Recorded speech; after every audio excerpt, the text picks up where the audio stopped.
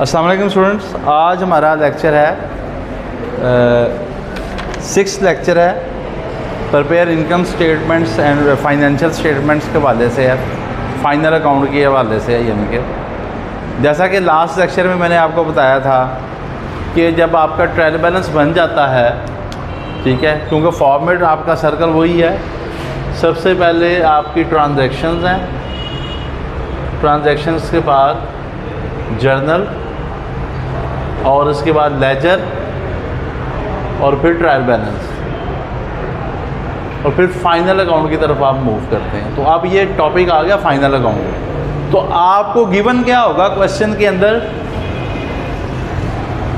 Trial balance आपको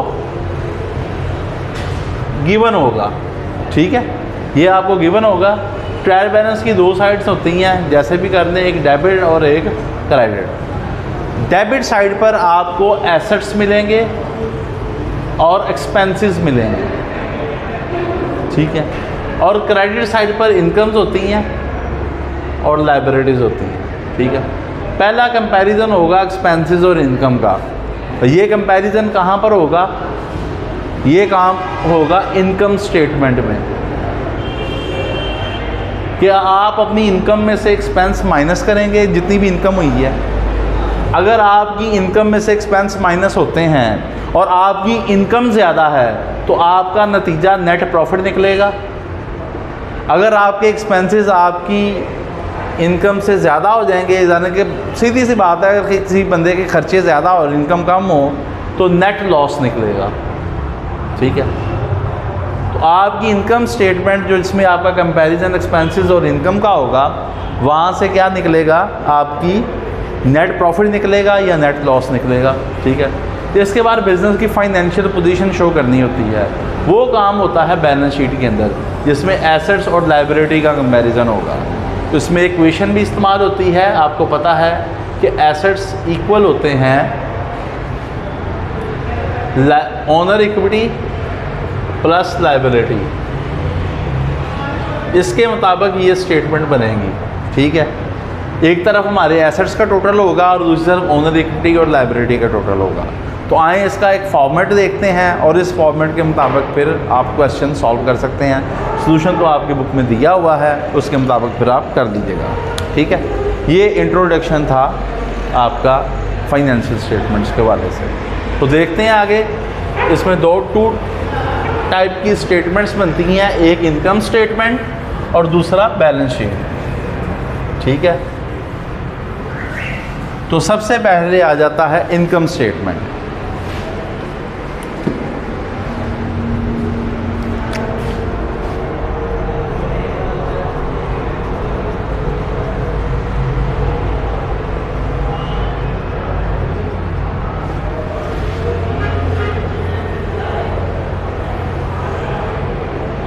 सबसे पहले हम अपनी बिग इनकम लिखेंगे, सेल्स। सेल्स आपने आउटर कॉलम में लिख लेनी है। फिर इसमें से लेस होता है कॉस्ट ऑफ गुड्स सोल्ड। यहाँ पर जो है ना ट्रेडिंग बिजनेस को डील कर रहे हैं। ट्रेडिंग बिजनेस की कॉस्ट ऑफ गुड्स सोल्ड और तरीके से कैलकुलेट होती है और मैन्युफैक्चरिंग बिजनेस की और तरीके से कैलकुलेट होती है।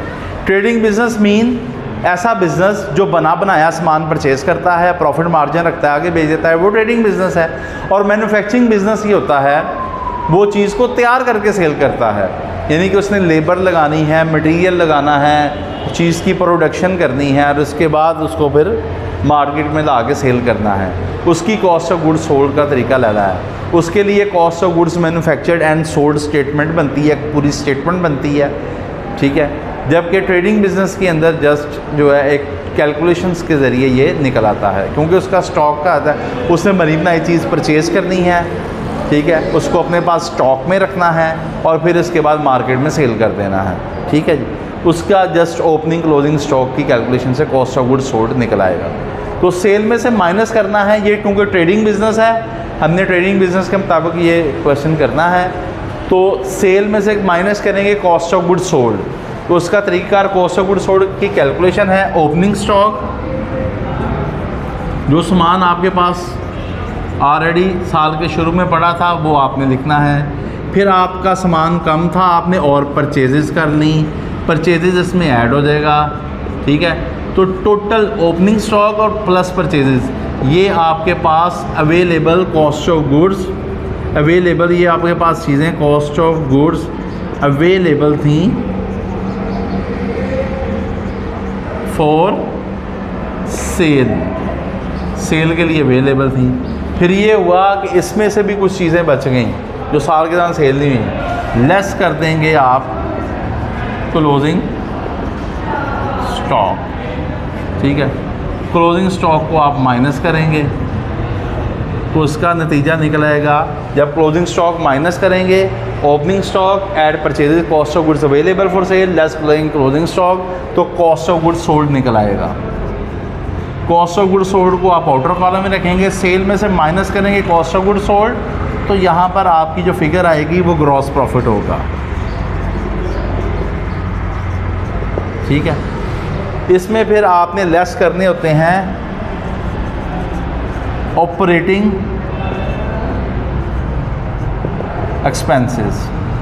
ज़्यादा डीपली लेके नहीं मैं चलूँगा, नहीं तो ये एक पूरा एक फॉर्मेट है, ठीक है।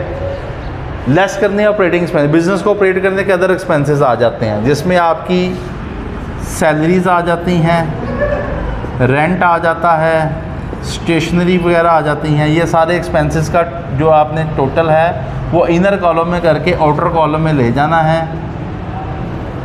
फिर आपकी ऑपरेटिंग इनकम आ जाएगी, और इसके बाद आपने इसमें से एक्सपेंसेस सारे ये माइनस कर देने हैं। अदर एक्सपेंसेस आपने लेस करते जाना है, ठीक है। और अदर इनकम्स अगर कोई हैं तो वो आपने ऐड कर देनी है,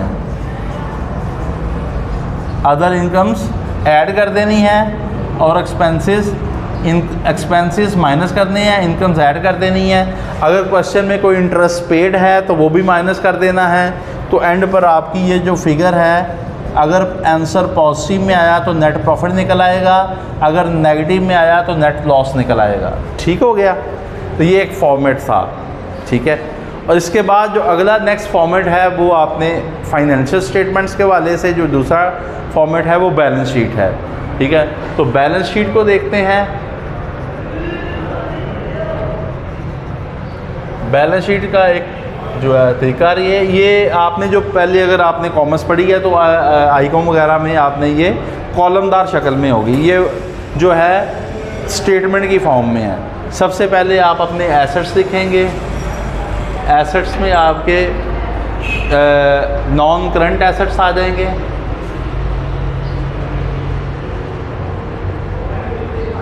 जिसमें आपकी बिल्डिंग है, मशीनरी है, डेटर्स हैं, sorry debtors current non current में नहीं आता, करंट में आता है, मशीनरी प्लांट वगैरह है।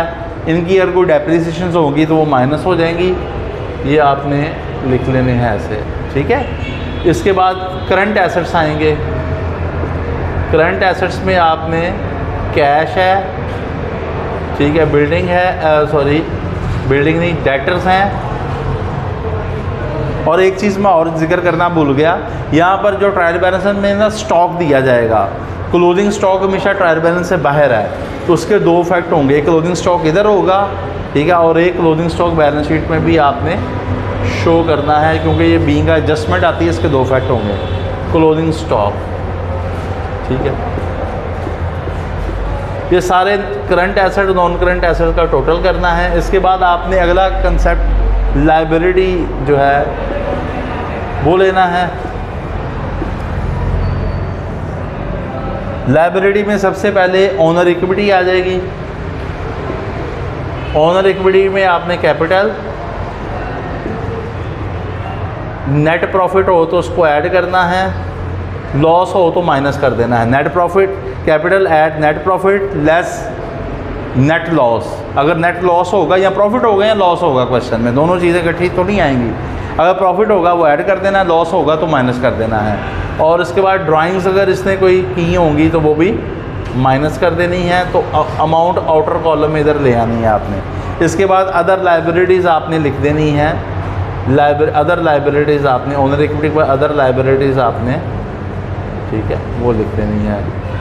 हालांकि इसमें भी डिफरेंशिएट करना होता है करंट और नॉन करंट लाइबिलिटी का, लेकिन आप लाइबिलिटी इकट्ठे लिख सकते हैं, ठीक है, इस लेवल के ऊपर। तो आपने अपनी लाइबिलिटी क्रेडिटर लिख देने हैं, कोई बिल्स पेएबल हो तो वो लिख देने हैं, कोई बैंक लोन वगैरह हो तो वो लिख देना है। तो इस तरह से लाइबिलिटीज़ जो हैं वो लिख देनी है और इसका टोटल कर देना है। इसका एसेट्स का टोटल जो है वो लाइबिलिटी के टोटल्स के क्या होगा, इक्वल होगा। तो ये एक फॉर्मेट है, फॉर्मेट आपकी बुक के अंदर भी मौजूद है, लेकिन कुछ बच्चों को समझ नहीं थी आ रही कि किस तरह से है। तो मैं आपको बता दूं कि ट्रायल बैलेंस की जो डेबिट साइड पर अमाउंट होंगी वो एसेट्स होंगे और आपकी इनकम्स होंगी, सॉरी, डेबिट साइड पर जो अमाउंट होगी वो एसेट्स होंगे और आपके एक्सपेंसेस होंगे, और जो क्रेडिट साइड पर अमाउंट होगी वो इनकम होगी और लाइबिलिटी होगी।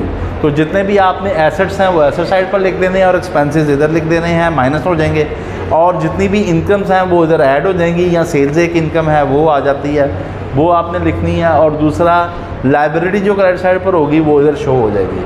और इसी कैलकुलेशन में कैपिटल प्लस इसमें नेट प्रॉफिट और लेस ड्राइंग हो जाएंगे। तो ये हमारा जो टॉपिक था ये फाइनेंशियल स्टेटमेंट्स के वाले से था, ठीक है। तो इसमें जो है सारी कैलकुलेशन फाइनेंशियल स्टेटमेंट्स के वाले में से थी, और एंड पर फाइनल रिज़ल्ट आ जाता है कि बिज़नेस को प्रॉफिट हो रहा है या लॉस हो रहा है। थैंक यू वेरी मच जी, ठीक है।